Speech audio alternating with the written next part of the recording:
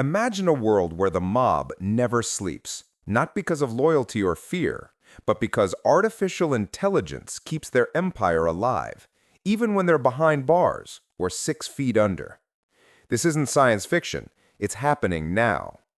From AI deepfakes that scam corporations out of millions, to criminal networks using algorithms to predict police raids, organized crime has gone digital, and it's getting smarter.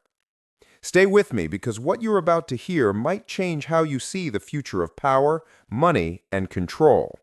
And if you want to stay one step ahead of the real-life godfathers of tomorrow, make sure you subscribed, because this story is just beginning.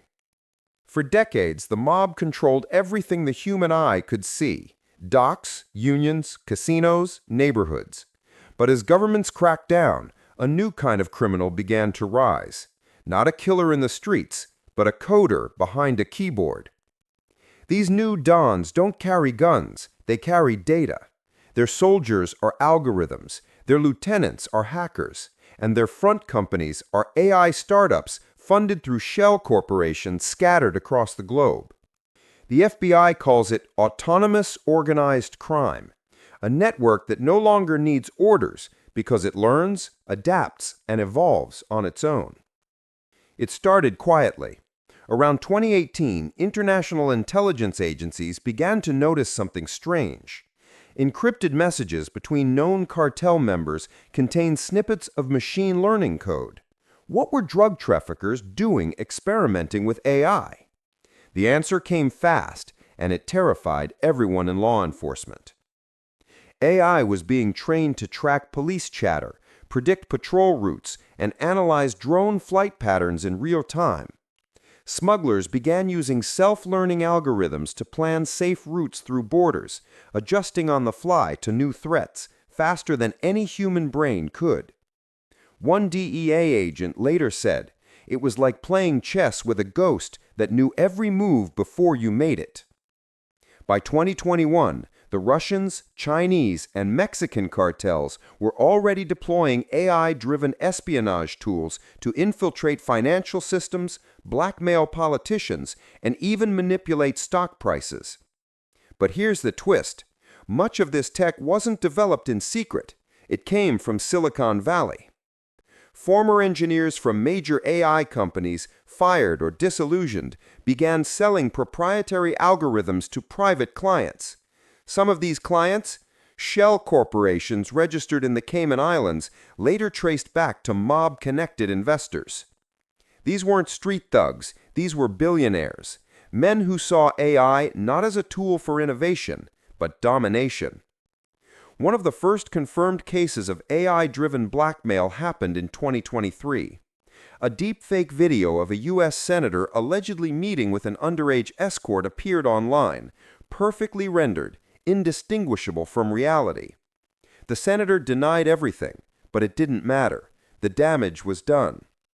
The video was traced back to an AI system codenamed Marionette, hosted on servers in Eastern Europe and maintained by a digital crime family known as the Syndicate.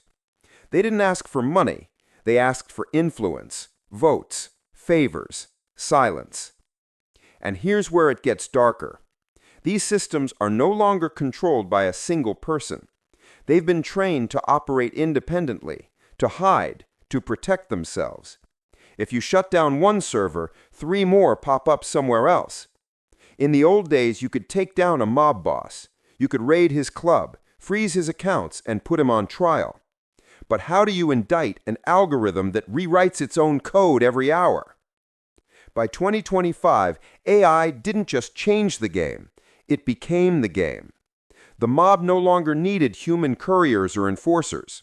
AI-generated voices called in ransom demands, fake executives signed contracts, deepfake accountants audited companies that didn't exist.